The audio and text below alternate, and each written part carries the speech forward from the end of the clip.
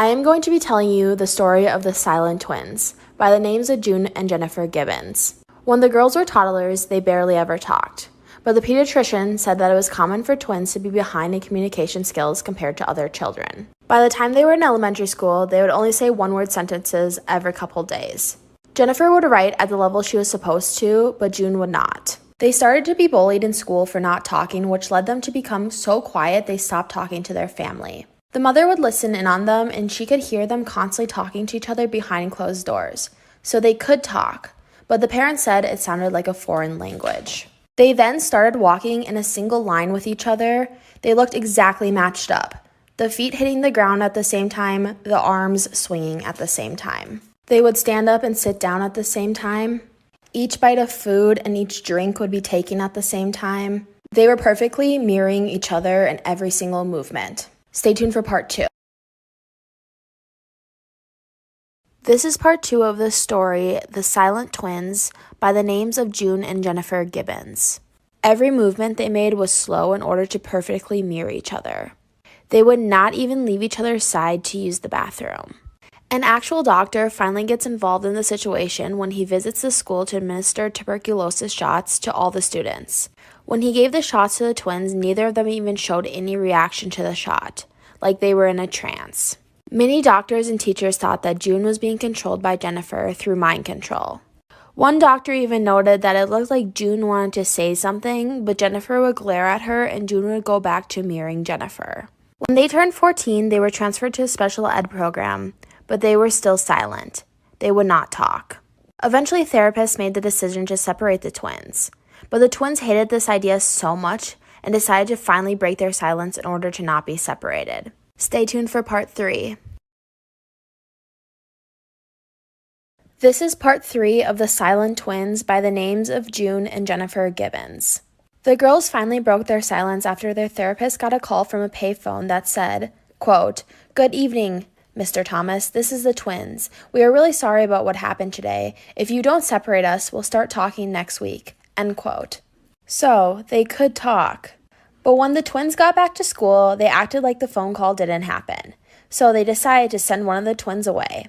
When they told the twins one of them was going to be sent away, Jennifer screamed and lunged at June and dug her nails into June's cheek. They started attacking each other. They finally sent June away to a boarding school and Jennifer stayed at the same school. At June's new school, she wouldn't talk. She started to refuse to move, eat, and drink. All she did was cry. The school couldn't continue force-feeding her, so they sent June back to be with Jennifer. Stay tuned for part 4. This is part 4 of the story of the Silent Twins, by the names of June and Jennifer Gibbons. Once they sent June to be back with Jennifer, the staff at the school decided to release them from school at only 16 years old. The girls, now having all the free time in the world, started making fantasy lives for their dolls. Every single thing they had their dolls do, both of them had to agree on. Their mom finally decided that it would probably be healthy to give the girls diaries. The girls wrote in the diaries about how they wished they were individuals, but they did not know how to, nor had the strength to. Finally, when they were 17 years old, they decided that they needed to experience life. The best way to do this, they thought, was to get boyfriends.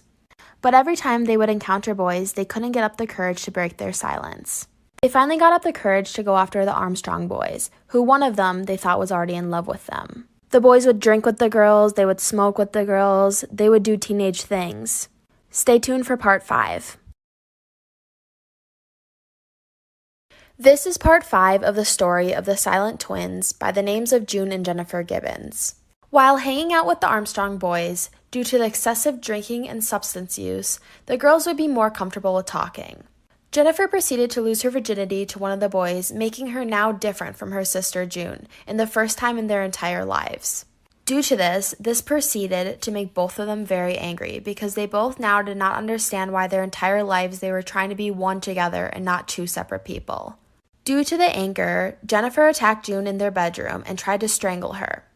After they cooled off, they went on a walk, and on their walk, June then decided to push Jennifer off of a bridge. A car's headlights stopped the continued fight. That's when they realized things would never go back to how they were. The girls started to go down from there. They started breaking into places, stealing, committing vandalism. They would even report their own crimes to the police in an American accent. Stay tuned for part 6. This is part 6 of the story of the silent twins by the names of June and Jennifer Gibbons. The police kind of just ignored their continued crimes because they weren't severe enough for the police investigation. The girls then started to get more comfortable with committing crimes, and one night they decided to light the local tennis courts on fire. The next night they burned down a tractor store, and the next night police caught the girls while they were about to light down another place. The girls were then sent to prison without bail. This is when the girls became completely silent again and started synchronizing their movements again. Their feet moving at the same time, their hands moving at the same time, them sitting down and laying down at the same time, eating at the same time, and drinking at the same time. They also started a starvation pact. One could eat one day, and the other would eat the next day. They were soon sent to the hospital, and the therapist thought it was best to separate the girls once again. This was not healthy for either of the girls. Stay tuned for part 7.